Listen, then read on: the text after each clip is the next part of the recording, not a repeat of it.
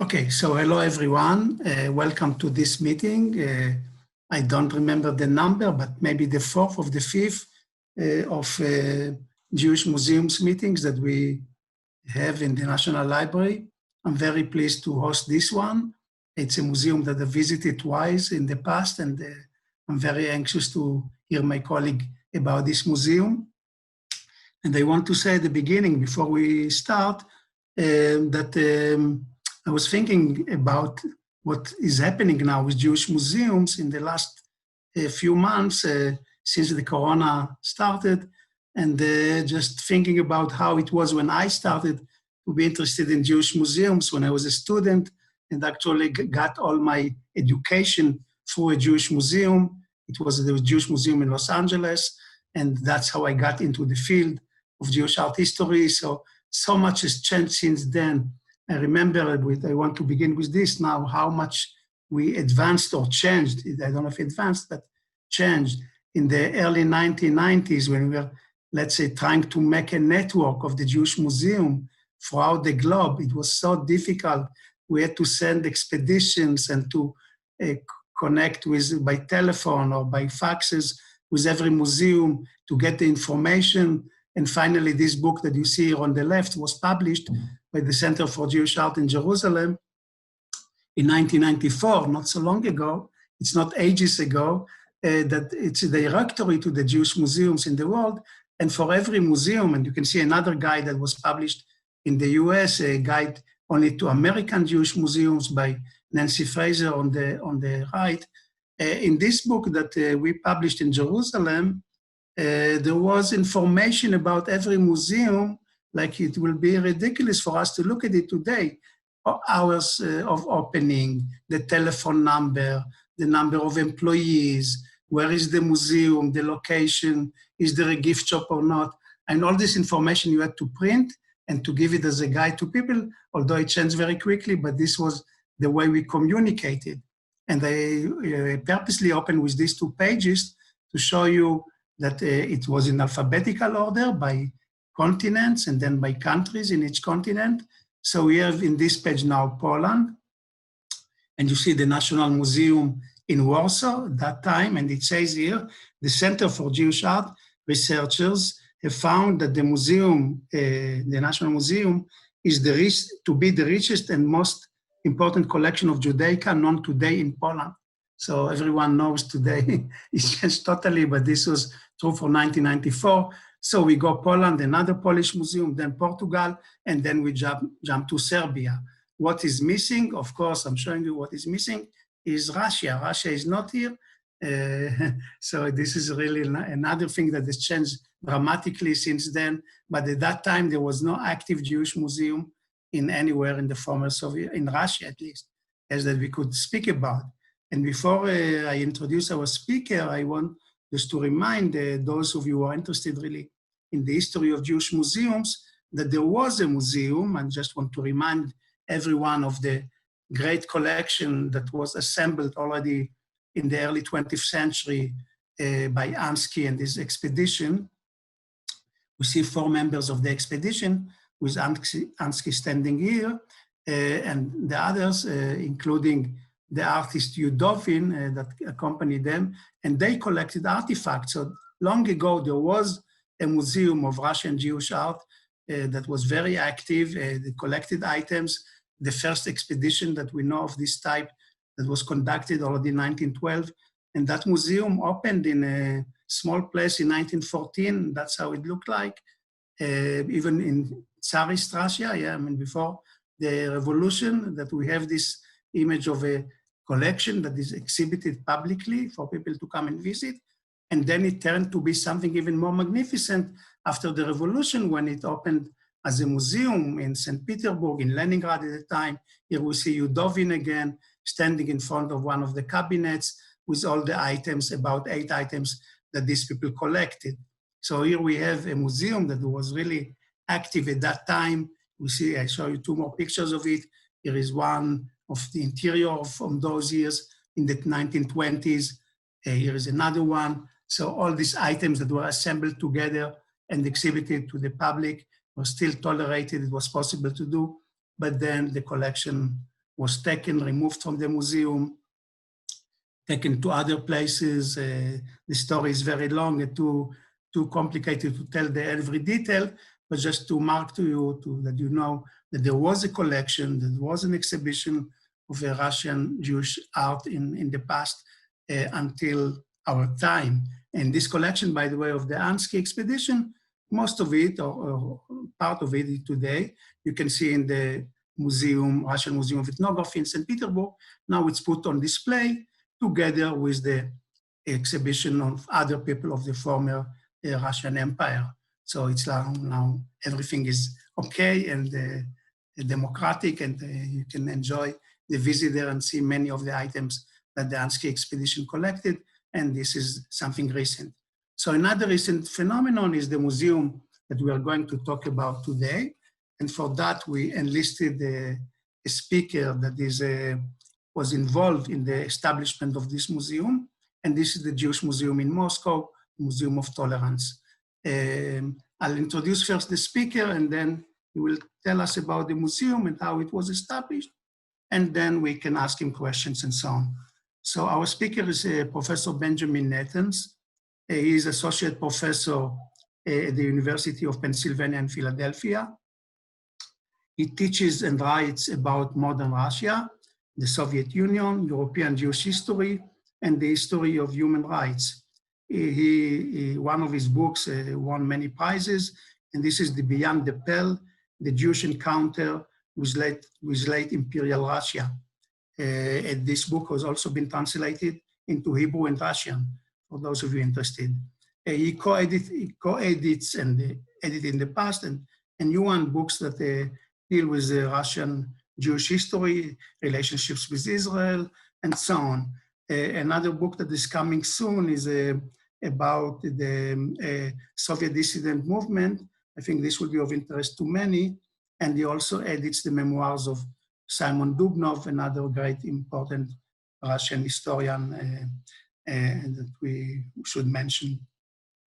He also contributes to many publications in the US, like more popular even, like New York Review of Books and Times Literary Supplement, The Economist, and so on. So very well involved. So how is attached to our museum? Because in the past, all the programs that we had in this series were with personnel of the museums. So Benjamin, or Ben, is not in personnel of the museum in Moscow, but when the decision was made to establish this museum, he was invited to be the chairperson of the members of the academic committee to develop the idea of what should be in this museum, how it should function, what display it should have in Russia of today, and many, many problems that he encountered. I guess we'll hear about them, and if we'll have questions, we can ask him. So with this short introduction, I want now to turn to you, Benjamin, and let you start your talk. Thank you very much. Can everybody hear me? Yes, okay, I see heads nodding. I want to thank Professor Sabar for agreeing to be the coordinator of today's session. I want to thank the National Library of Israel and Olga Lempert for issuing the invitation, and Doron Levin for handling all of the technical challenges and for explaining them to me. I'm delighted to be here with you today, if only virtually. My plan is to speak for roughly 30 to 35 minutes and leave time at the end for questions and conversation with you, the audience. I see there are about 150 people present today, and I'm very grateful for you for joining this session. The Museum of Jewish Ethnography that Shalom described at the beginning of his remarks was very much in our minds when we took on this task almost a century later, almost exactly a century later, of creating a museum of Russian Jewish history. The museum was the brainchild of the Federation of Jewish Communities in Russia, which is the umbrella organization of Jews in today's Russian Federation. As many of you know, the Federation leadership is dominated by Chabad, and many of the people that we dealt with and whom we came to know as our clients were from Chabad in Russia. but we were not employed directly by them. Chabad and the Jewish Federation were interested in creating a museum of Russian Jewish history along the lines of what they saw happening in Europe, specifically in Germany, in Poland, in the Netherlands, and also some of the more high-tech museums that members of the Federation leadership had seen in the United States. This, however, was a rather unusual process. I should say at the outset, I am not a museum expert. I am an historian. My normal tools of trade are archives and articles and books. But when the Jewish Federation sought to create this museum, they did it in a sequence that was out of the ordinary for museums. That is, they did not begin with a collection of artifacts and then seek to find or create a building in which to house it and to hire curators to present those artifacts in an artful manner to the public. They had no artifacts, and what they had in mind was a building, which I'm going to show you in a moment. And the idea was to fill that building with an interactive, cutting-edge, computer-driven, high-tech museum display. And for this purpose, the Jewish Federation approached one of the leading museum design firms in the world, Ralph Applebaum Associates, which is headquartered in New York. Russia has a highly developed museum culture, as any of you who've been there will know, but at that time, and to a great extent today, it's extremely traditional. It's not that different visually from what you saw in the images that Professor Sabar showed you of the ethnographic exhibit a century ago. So when it came time to designing an interactive museum, the Jewish Federation decided they would approach an American firm. And Ralph Applebaum designed the Holocaust Museum in Washington, D.C. His firm designed the Museum of the Constitution in Philadelphia, where I live. He designed the Clinton Presidential Library and Archive in Arkansas, and he has most recently been involved in the design of the Barack Obama Presidential Library and Archive in Chicago. So this is a major museum designer, and it was Ralph Applebaum who turned to me and a group of scholars to form what we called a content committee, which was to create an historical narrative that would anchor the exhibit, the permanent exhibit. And as I said, we began with not a single artifact. We began with the idea that we would create a narrative and then build out through a series of interactive exhibitions. Along the way, though, as word of the museum got out, we started to get signs of interest from dealers and others, sometimes private citizens, who had artifacts of historical interest. And as you'll see when I give you a brief visual guided tour through the museum, there are now some significant artifacts, but the lion's share of the museum is not artifact driven.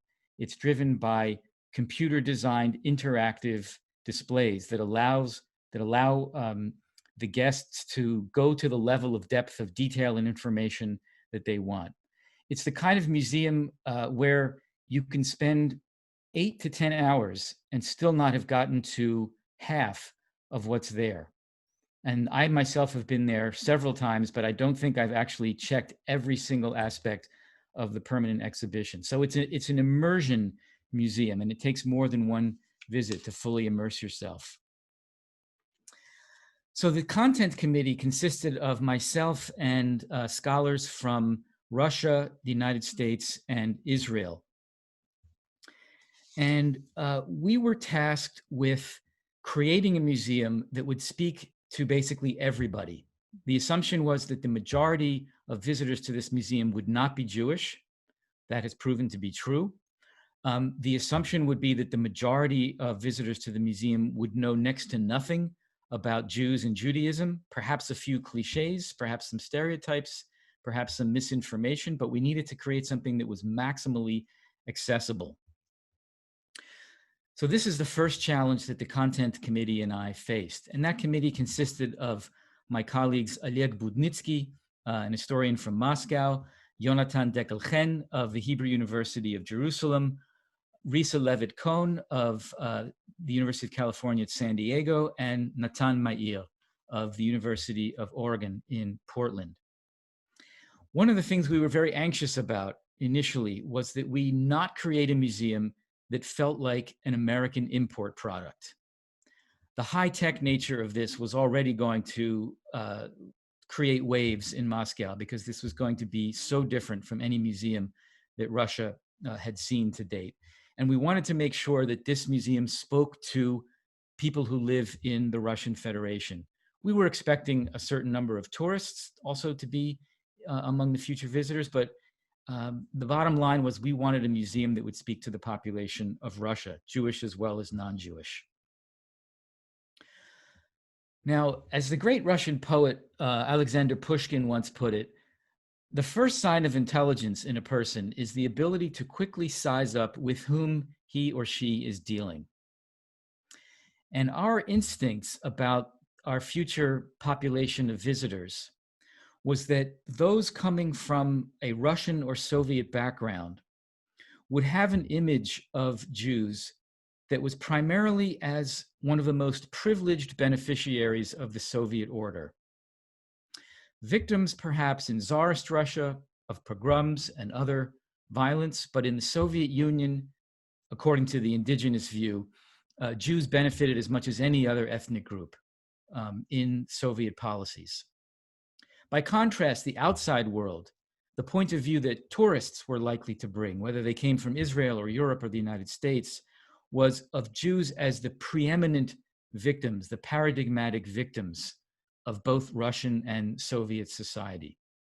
And so we needed to deal with this, what we assumed were forms of pre-existing knowledge, build bridges to them, but also draw them in to a new way of looking at this history and a new set of questions about what happened, why it happened, and what its possible meanings today could be.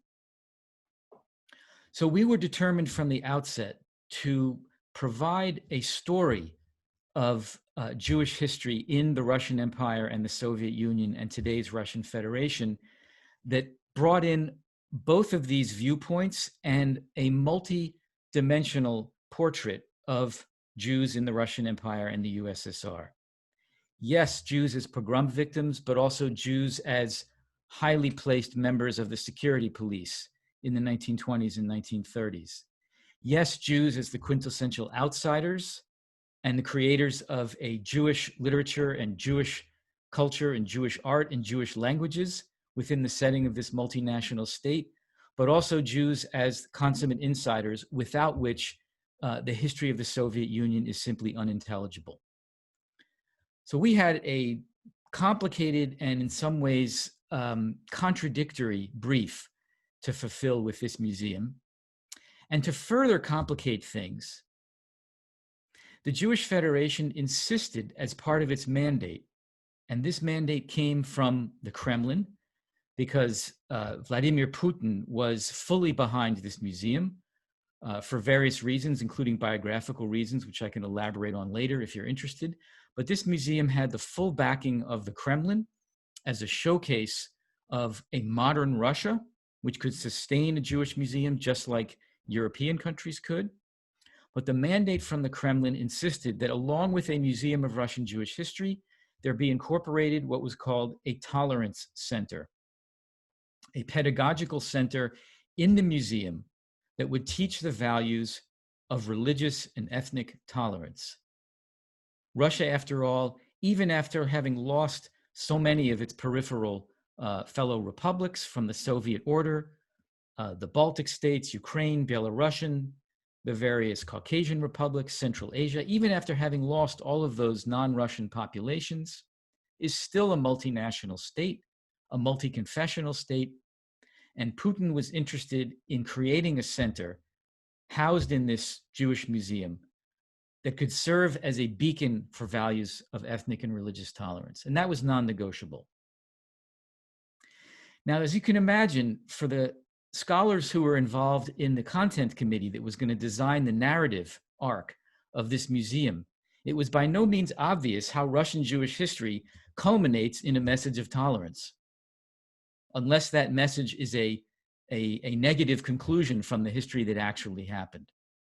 So we had a really tough assignment in creating this museum that would somehow be truthful and compelling and thought-provoking and academically respectable as it made its way through the history of Jews in the Russian Empire and the Soviet Union, but that could also be a companion to this tolerance center. I think we were partly successful, but certainly not completely successful, and I'll be talking about both sides of the coin as I make my way through the lecture today. I want to share a series of slides and sort of take you on a tour of the origins of the museum as a space, and also some highlights from the actual exhibition. So let me see if I can get this to work. There we go. Okay, so what you see in front of you, I hope, is a map of today's Moscow, and most of the signs here are for subway stations. This is how you orient yourself in Moscow. And here you can see the center where the Kremlin and Red Square is. Moscow, after all, is a former medieval city, and so it developed the way medieval cities do in a series of concentric circles or rings. The Jewish Museum is located here at the A button, just a little bit north of the center of Moscow. It's an easy metro ride. The closest station is Dostoevskaya, and from there you can walk.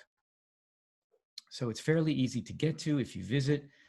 It's been open now for 8 years. It opened in the fall of 2012 after a very hectic, compressed 4-year start to finish labor on designing the content. And I'm told by people in the museum business that to create an entire museum, and this museum is 8,000 square meters, to create an entire museum from scratch in 4 years is really a pretty extreme time frame to work in. So originally, the building that the museum came to occupy was designed in the 1920s as a bus garage known as the Bhagnetwski Garage. It is a classic, iconic work of constructivist architecture by the architects Constantine Melnikov and let me see if I can get the other guy's name. Constantine Melnikov and Vladimir Shukhov were the two architects. And you can see from this facade how it incorporates some of the visual vocabulary of the Russian avant-garde dating to before the revolution, but here an example from the 1920s. Inside is where all the buses were stored and worked on. If they broke down, you can see it's an enormous warehouse-style space. And this building had not been used for buses since the 1980s. It had been converted into an exhibition space primarily by the then girlfriend of one of the wealthiest Russian oligarchs, a Russian Jewish oligarch named Roman Abramov, who was one of the major donors to this museum. Much of the money that paid for the museum came from Abramov himself. Putin donated 1 month of his salary as a symbolic support for the museum. By the time it was actually open as a museum, the exterior had been a little bit modified, but essentially the visual language of the original constructivist architecture was preserved. And you can see from the inside, it's a beautiful design. These circular windows provide tremendous amount of natural light into the museum. You can still sense that it used to be a warehouse or garage style space. It's extremely open and very, very large, 8,000 meters, as I said. But I think we were extraordinarily lucky to get this building, both in terms of location and size and architectural quality. And Moscow is not the kind of city where repurposing a building of this size is an easy thing to do, and it never would have happened without the Kremlin fast-tracking the whole transition and repurposing of the building for the Jewish Museum. This complex, this former enormous garage space, houses the permanent exhibition of the museum, along with extra exhibition space for visiting and temporary exhibits, of which there are about 10 per year. It also houses a center for a children's museum, the Tolerance Center, and a small research center, about which I'll say more in a moment. So this is actually an entire complex housed in a single building. I forgot to mention there's also a gift shop. And the space inside the building is partitioned, as you see here in this three-dimensional map of the space. The entrance is over here on your left, and the bird's eye view essentially is of a sideways V. Whoops, I'm sorry. I beg your pardon. A sideways V in which you enter here, and roughly speaking, you make your way along this axis of the V. The sharp angle of the V here is at the section of the exhibition that deals with the Holocaust and the Second World War, or the Great Patriotic War, as it's known in Russia. And then you make your way back up the other side of the V, winding your way around here, and you come to the exit over here. And you can see on the screen here in the blue color, there are 8 studios, and these are the chronologically defined units of Russian and Soviet Jewish history. We began on the eve of the partitions of the Polish-Lithuanian Commonwealth of Poland at the end of the 18th century, and take the story all the way up to roughly the year 2000. And there are 8 studios, beginning with migrations, then Shtetl here, cities and beyond, war and revolution, the Soviet Union, early Soviet history in the 20s and 30s, the Great Patriotic War and the Holocaust, the post-war era, and then perestroika to the present. Along with these studios, which are self-contained rooms with interactive exhibits and lots of opportunities to dive more deeply into the history and the culture and the people of that era, along with the studio exhibitions, there's a running timeline here if you want to get the long arc of Russian Jewish history, as well as a timeline here, I'm sorry, not a timeline, but another exhibition space devoted to what is called Living Judaism, indicated here. And this is the attempt of the museum to inform the public what Judaism is about as a religion. And it's divided into segments on sacred time, sacred space, and sacred texts. And again, this is designed for people who know next to nothing or literally nothing about Judaism as a set of practices and as a set of rituals and beliefs. So the museum is above all trying to be accessible to pretty much anyone who might come there.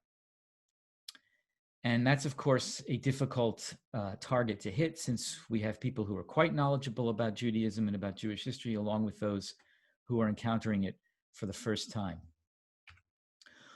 When you initially come into the building, the first section that you encounter is a circular 4D theater, 3D being the circular screen around the audience, and the fourth dimension is some tactile interaction, whether it's this effort to create the primordial waters at the beginning of Bereshit, of the book of Genesis, or various other physical effects that you feel and sense when you're sitting in your chair.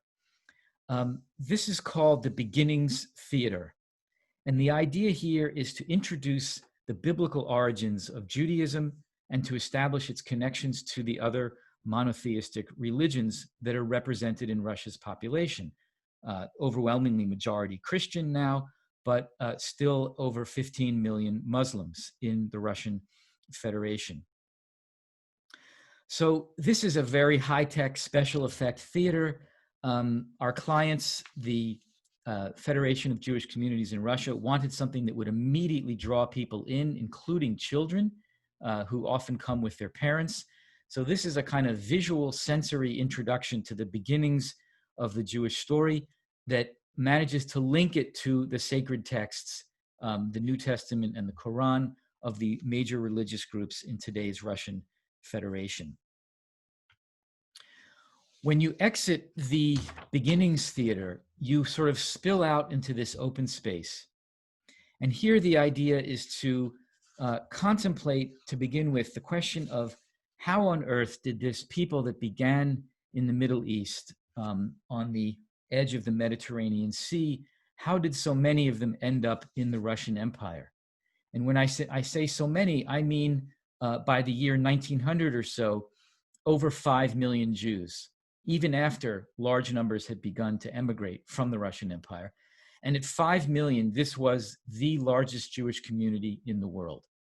So the first question that a beginner might bring to this museum is, why is there a history of Jews in Russia? How did they get there? How did so many of them get there?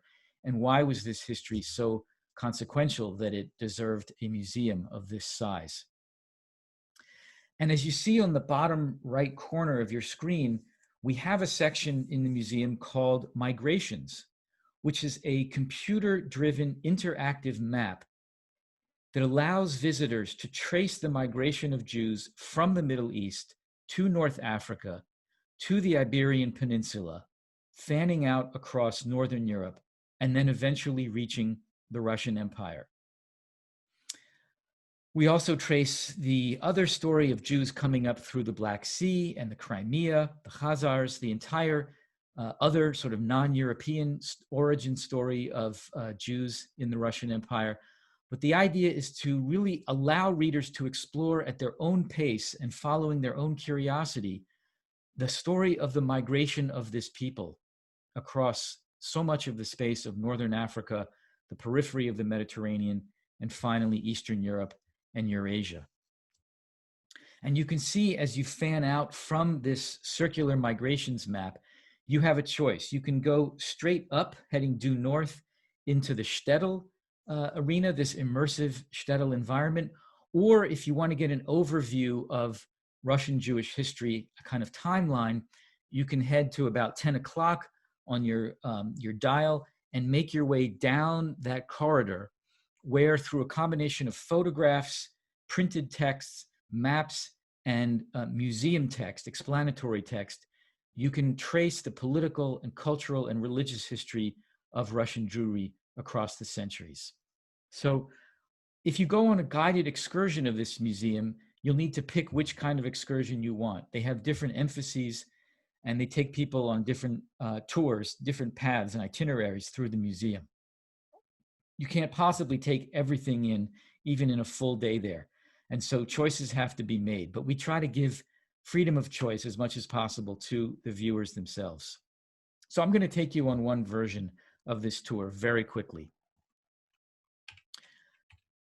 I'm sorry, that was a close-up of the migrations map, and you can see by putting your hand on various screens and touching different links, you can get different kinds of information about where the Jews went and when, the circumstances of the migration, how they were received, etc. In the shtetl studio, you have a kind of immersion into the visual appearance of the shtetl, into the people that typically inhabited it, and why the small Jewish town became the paradigmatic form of Jewish life in the Russian Empire, why so much Jewish life was relatively rural as opposed to the more urban concentrations of Jews in the western half of the continent. And here you see a sculpture of a Melamed leading either his son or a pupil to school. We take viewers to the marketplace. Here you have women selling their wares in the marketplace. This too is an interactive exhibit. If you rub your hand on this basket of pears, information appears about the commercial life of Jews in a typical shtetl, who their customers were, how they made a living, how active women were in the economy of the shtetl, and basically how socioeconomic hierarchies were created within Jewish society. Another exhibit takes Jews to the educational system, working from the cheder up. You can sit in a recreated cheder classroom and be called on by the teacher. You can step up here to a digitized version of the Torah.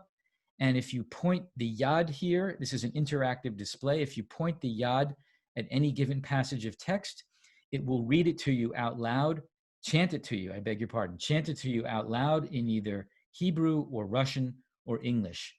And so viewers can get just a very visceral sense of the weekly rhythm of Torah readings, what it sounds like, what it looks like, what it might feel like to stand on the bima and read or hear the Torah chanted aloud to the congregation.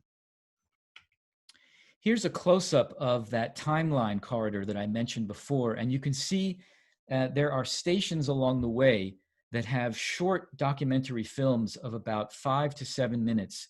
Some of these are biographical. We have a whole library of figures that we profiled, some, if they were recent enough, with documentary footage and a narration or various talking heads, including me, describing these various figures, why they're significant. Some of these stations are devoted to particular events or particularly significant publications. The people we profile there are writers and rabbis and scholars, political figures, but also ordinary people, people who were not captured by history books, but whose memoirs or diaries have survived in manuscript or in published form. And I should say that for the research for this, we drew on some of the preeminent world archives for the history of Jews in Eastern Europe, including the YIVO Institute in New York, the Archive of the Jewish People in Tel Aviv, the Zionist Archive, archives in Jerusalem, archives in Moscow, St. Petersburg, in Russia and Ukraine. So people are profiled in these short documentary films. They range from Ansky, who Professor Sabar mentioned at the outset, Shimon Duknov, who he also mentioned, Horace Ginsburg, the wealthiest banker in the Tsarist Empire, Yud Lamed Peretz, the great Yiddish writer, the terrorist Dvora Gelfer, Pauline Vengerov, the author of a famous memoir, Lev Trotsky, Solomon Mikhoels, Yelena Bonner, the stand-up comedian Mikhail Zhvanetsky, and many, many others. And you can choose who you want to learn about in each of the various periods. On your right, you see the beginnings of the Living Judaism gallery. Here we already have some artifacts that were largely gathered during the design period of the museum between 2008 and 2012, ritual items, prayer books, whatever we could get to put in these display cases. And the idea here, as I mentioned before, is just to give a kind of crash course on what Judaism is as a religion and a set of practices. The content committee was very keen to show the diversity of Judaism. And I have to say that there was no attempt on the part of our client, which was essentially Chabad in Russia. There was no attempt to have Chabad play the starring role here. They recognized the enormous spectrum of Jewish practices in the Russian Federation today, including Reform and Conservative and Orthodox, non-Hasidic, etc. So we show as much of the variety of Jewish life in the Russian Federation, to the extent that there's any left of it, today as we were able to do. Here's a detail of some of the artifacts that we were able to display. As an artifact museum, I would say the Jewish Museum in Moscow is modest. And remember, it started out with a completely different game plan, and that was to be interactive and high-tech. Moving very quickly now, because I do want to leave time for questions. This is a recreation of a cafe in Odessa, of an actual cafe, the Fanconi Cafe, where luminaries such as Duknov and Achad Ha'am would gather. Some of these figures are pictured here. In the center is Duknov himself. Paulina Vengerov is pictured on the left.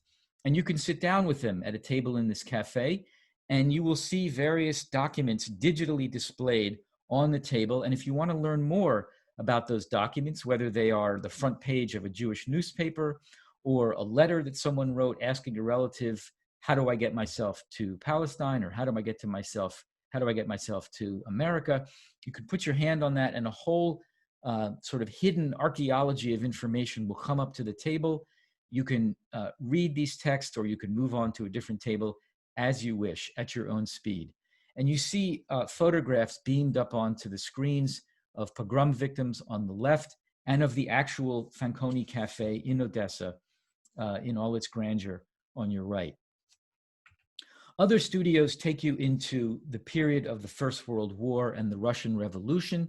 And again, we have this layered approach to the delivery of images and information, allowing viewers to go as deeply as they want or to simply breeze through and spend 5-10 minutes learning about Jews and the Russian Revolution before moving on.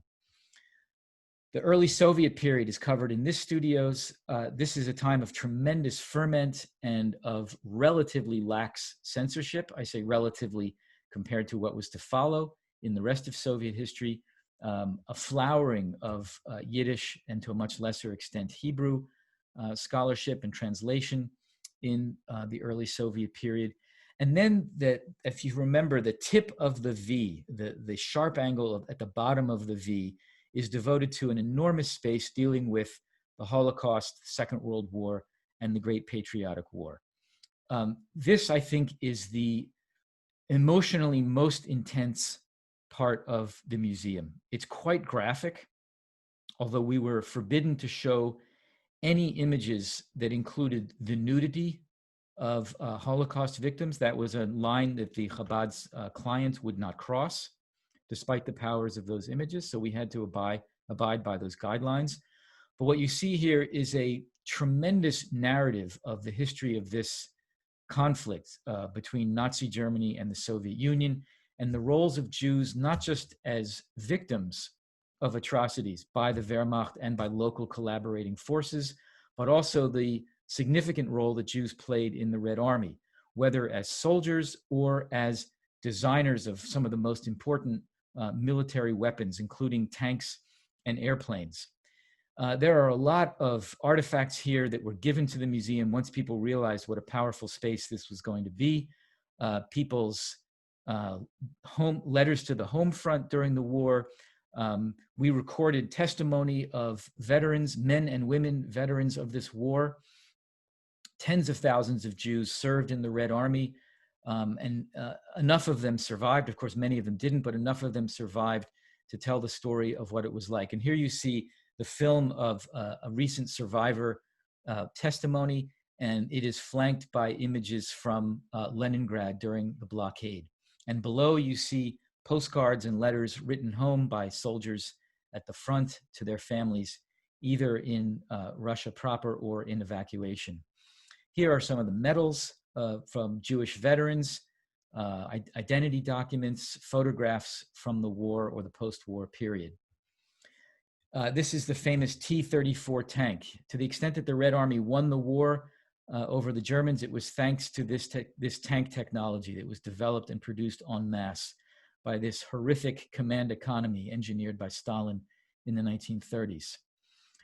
So we have a kind of panorama of artifacts, interviews, recorded interviews, letters, medals, military hardware, and on the other side of the room, maps about battles, atrocities, mass murders of civilians, turning points in the history of the war, information not just about Jewish soldiers and engineers who designed military hardware, but figures like Ilya Ehrenburg and Vasily Grossman, some of the most prominent journalists who made the war real for people on the home front, reading about it in Soviet newspapers every day. After you leave the Second World War / Holocaust studio, you can enter this remembrance space, which is a very quiet, shielded room that also includes a constantly updated database of the victims of the war. We're drawing here on databases gathered both at Yad Vashem and the Russian Ministry of the military ministry, which keeps its own active database of civilian and military deaths that resulted from the Second World War. So you can look up individual people by last names in Hebrew, in English, or in Russian. So right now in this photograph, you're standing at the bottom sharp edge of the V, and you're looking out at the two axes of the V. The one on the right, if you've done this in a typical manner, is the one you've just come down, and the one on the left is the one you're going to move out towards as you move forward in time. We have an exhibition on the post-war era, this sudden reversal where the world's first officially anti-Semitic state, the Soviet Union, turned in the 1940s into what to everybody's recognition was state-sponsored anti-Semitism. And here you see a photograph of the infamous Andrei Zhdanov, a member of the Politburo.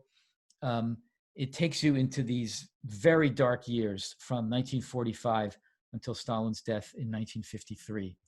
That's followed by a studio devoted to the 1960s and 1970s.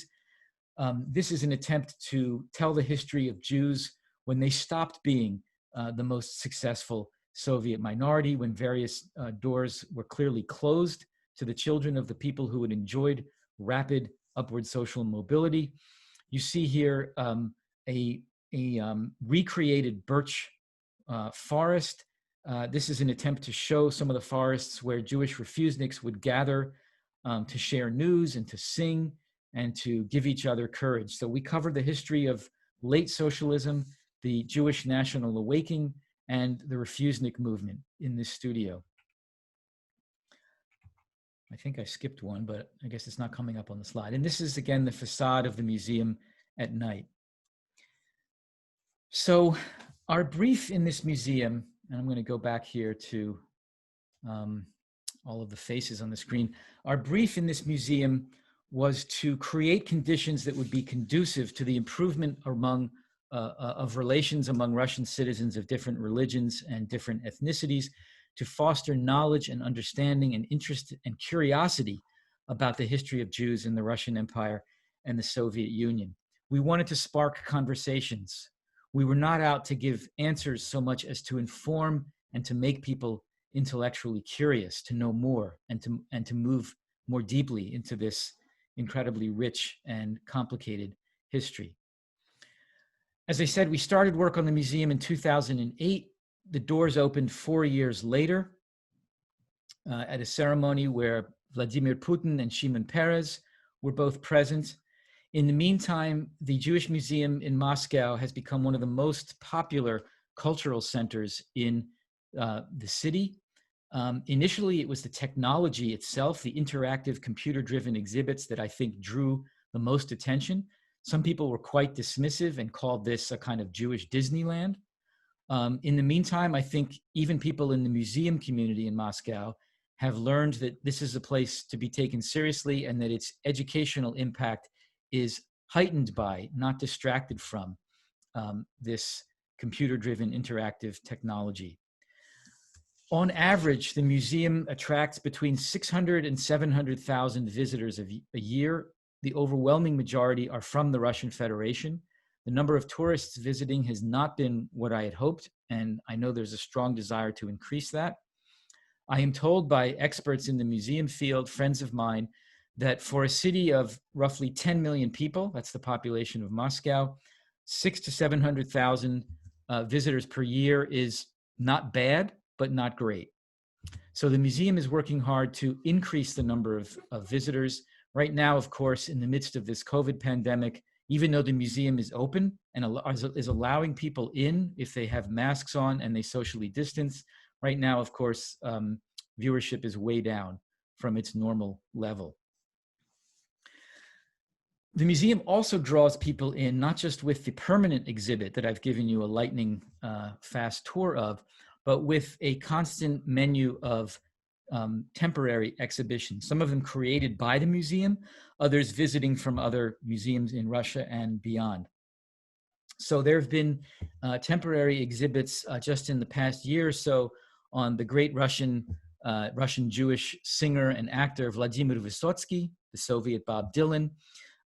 There's been an exhibition on the landscape painter Isaac Levitan, an exhibition on the figure of the holy man in the world religions, the monotheistic religions, another about the diary of Anne Frank, the history of the diary and the various iterations it's gone through, and yet another on the personal library of the great poet and Gulag victim Osip Mandelstam.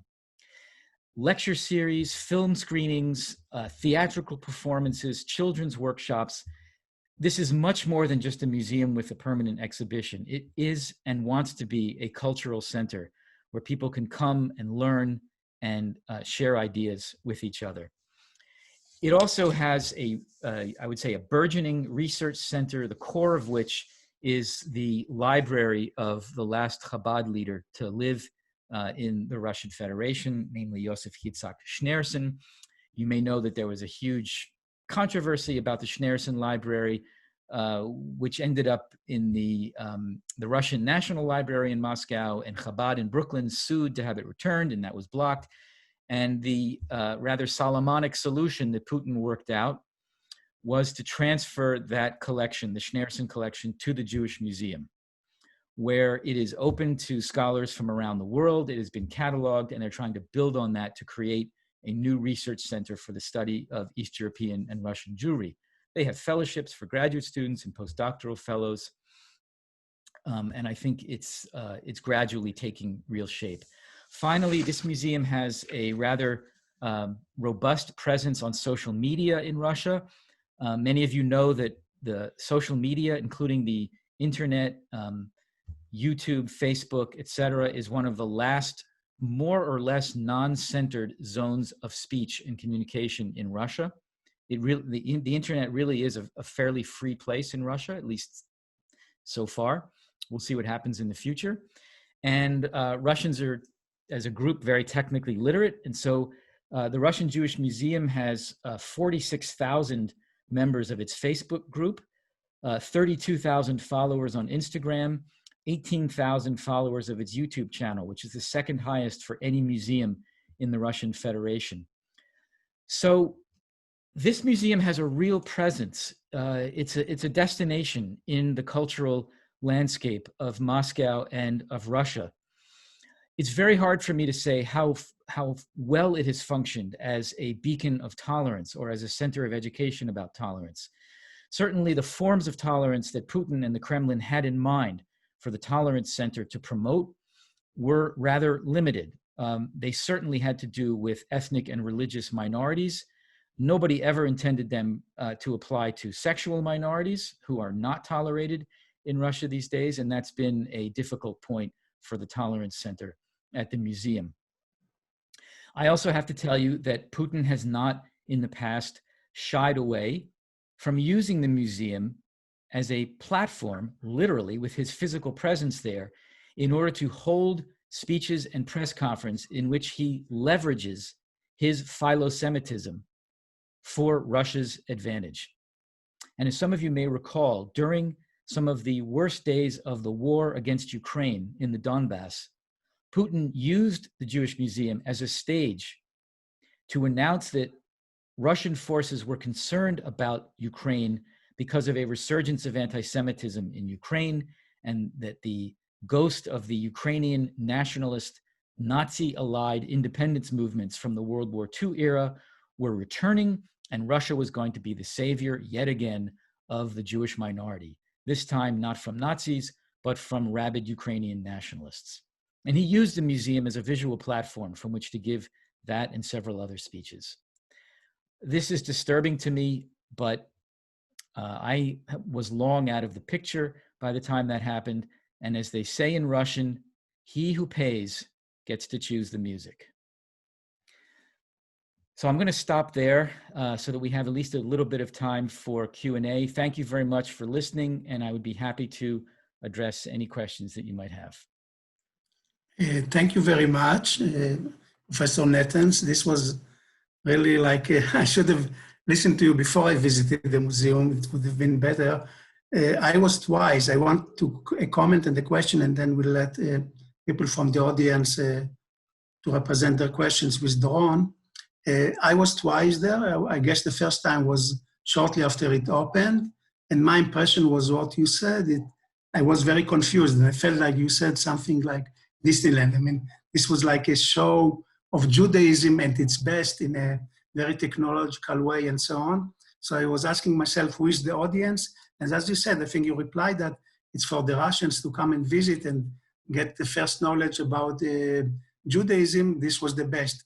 And my question regarding that is, do you think also that the Russian Jews are finding a lot of interest of that, and they feel that they are represented well in this museum, or you need to do something else to let's say, make their life more presentable in this museum, because it's also very general Judaism that you have in the museum, and less the story of Russian Jewry in particular. Thank you. The last part of what you said applies to the section of the museum called Living Judaism. That's just a general primer about Jewish religious practice. However, the historical part of the museum, once you get out of the migrations area, is really exclusively focused on what happened in the Russian Empire and the Soviet Union. I would like to know more about the reception of the museum by visitors, and to speak to your question, by Russian Jewish visitors. My overall impression is that there's a considerable amount of pride that a museum of this quality and this scope could be built, and has served as a general cultural center for lots of different kinds of people. There have been gripes about the museum. I have some myself. I don't think we paid enough attention, for example, to Jewish literature in Jewish languages, in Hebrew and Yiddish, in the Russian Empire. I think the section dealing with the Jewish emigration movement is too short, it's too brief, it's too important to be passed over that shortly. There have also been political criticisms of the museum. One of them is that we present Jews as a kind of model minority, always loyal to the state. I frankly don't understand that criticism, because we pull no punches when it shows the victimization of Jews under the Tsarist Empire in terms of discriminatory legislation and pogrom violence and quotas in universities and the professions. We also don't pull any punches when we show the role of Jews in the Cheka, the predecessor to the KGB, in the design of the Gulag system, in the security apparatus generally. We do not whitewash some of the darker elements of this history. So I am perplexed by those kinds of charges. And then, of course, as I think with every museum, you can always say, why didn't you show so-and-so? Why didn't you do this? Where's my uncle? You can't do everything in a museum. You can't do everything in a book. You can't do everything in a movie. There were millions and millions of Jews, an incredible spectrum of beliefs and practices and ways of living. We tried to be as encompassing as we could, but there has been some criticism for sure.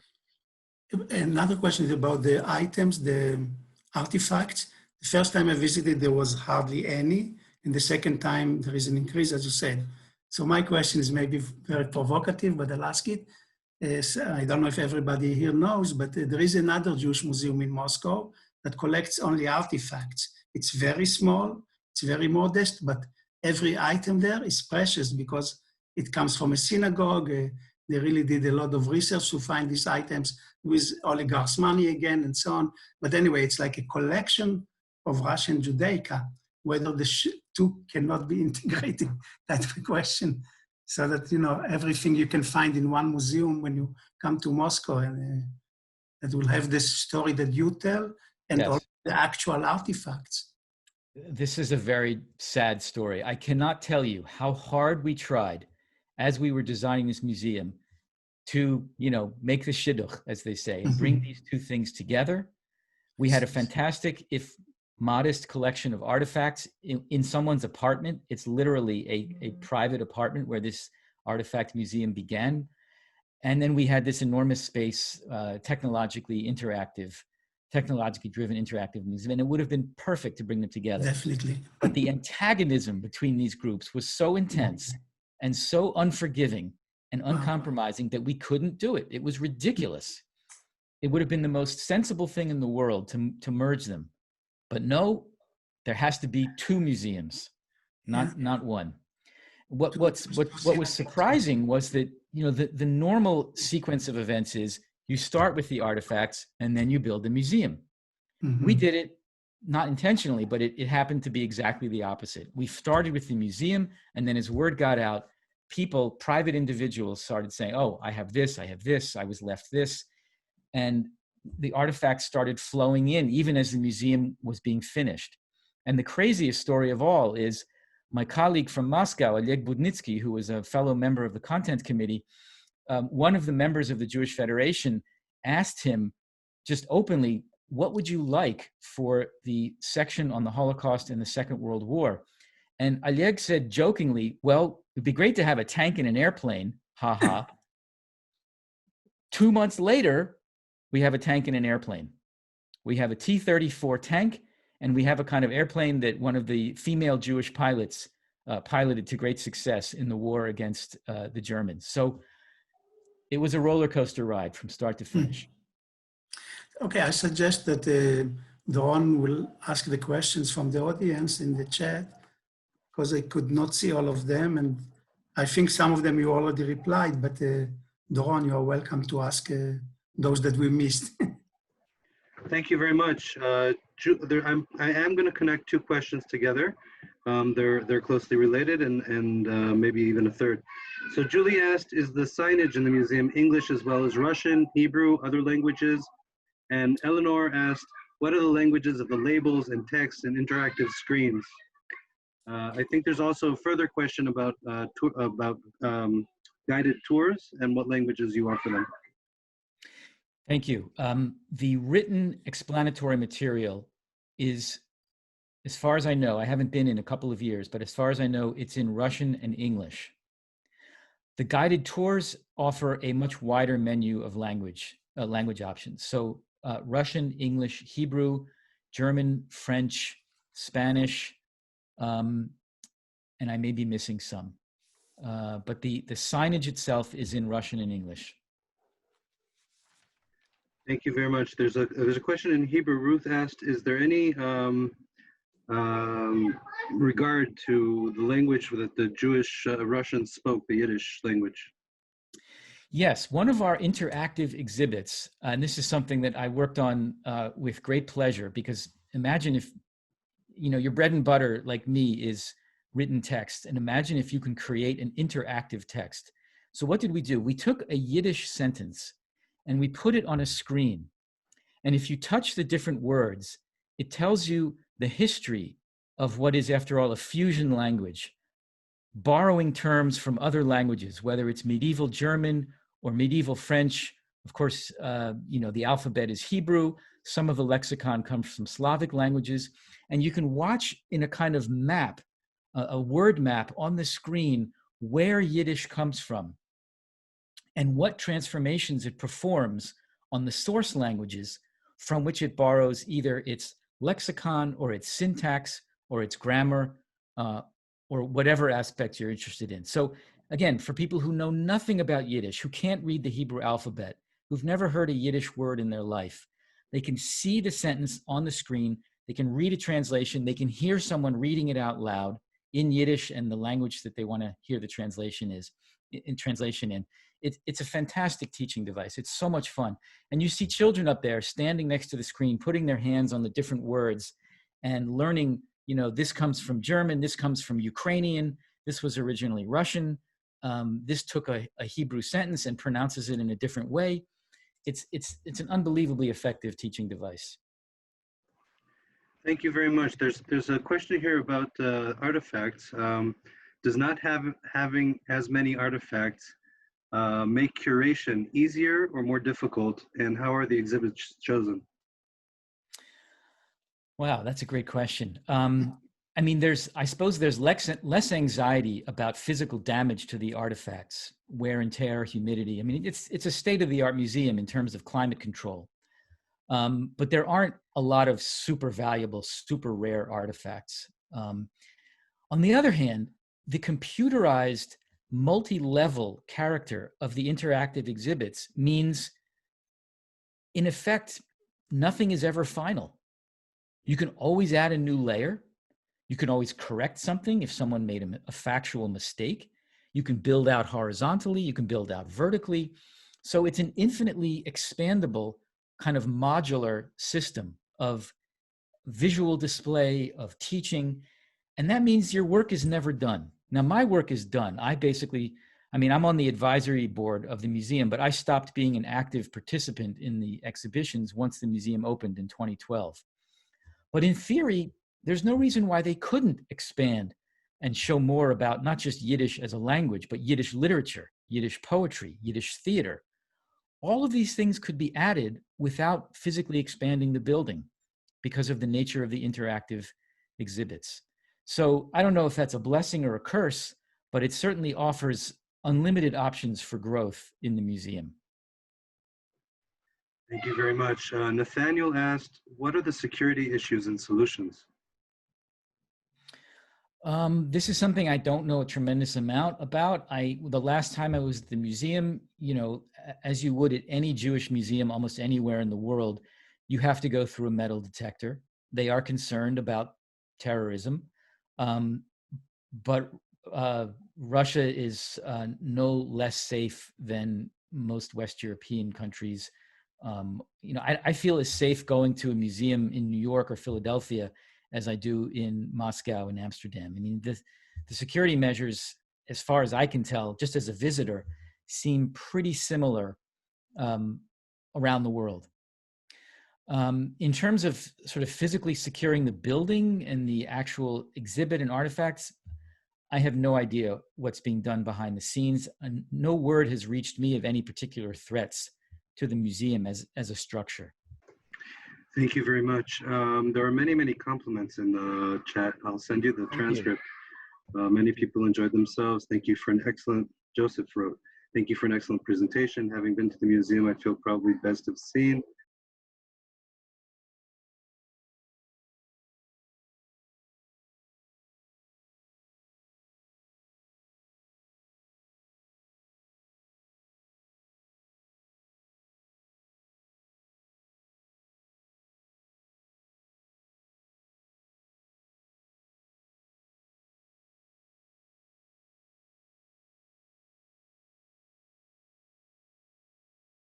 Yeah, so Doron, thank you for posting those two links. Those are to the Russian and the English language version of the museum's website.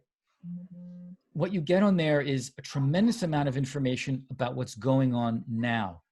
The lectures, the films, the workshops, the temporary exhibits. The information about the permanent exhibit is not as thick as I think it ought to be. You can get a series of still shots of the various studios, but I don't believe, and I just checked the website earlier this week, I don't believe that you can actually do a digital guided tour through the museum, you know, as if you're there moving through the different spaces. So for that, you have to really be there in person. Thank you very much. I'll repost the link again. And I will open all microphones now so that people can thank you personally. Thank you very much, Professor Shalom Sabar. Thank you very much, Professor Benjamin Nathans. We'll see you all in our next event.